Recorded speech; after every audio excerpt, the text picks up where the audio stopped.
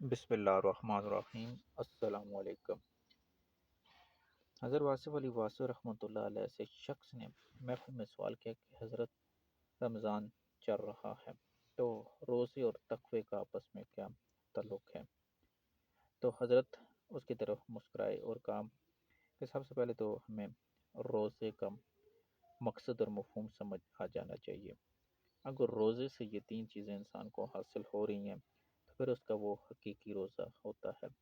دیکھیں، جب انسان روزہ رکھتا ہے تو اسے صبر حاصل ہونا چاہیے۔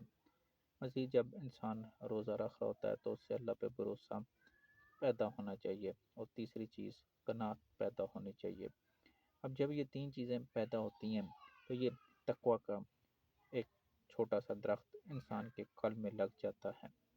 جب انسان کے قلب میں یہ تینوں چیزیں سے، صبر سے، قناعت سے اور اللہ پہ بھروسے سے، تقوی کا درخت پروان چڑھتا ہے، تو پھر انسان خشیت الہی کی طرف چلا جاتا ہے، اور اسی روزے کے مقصد کی طرف میں اللہ نے قرآن پاک میں فرمایا ہے کہ اے ایمان والو، تم پہ روزے اس لیے فرض کیا کہ تم تقوی اختیار کرو۔ اگر تو یہ تین چیزیں انسان کو روزہ رکھ کے حاصل ہو رہی ہیں تو پھر اچھی بات ہے، نہیں تو پھر انسان کو اپنے روزے کے اوپر غور و فکر کرنا چاہیے۔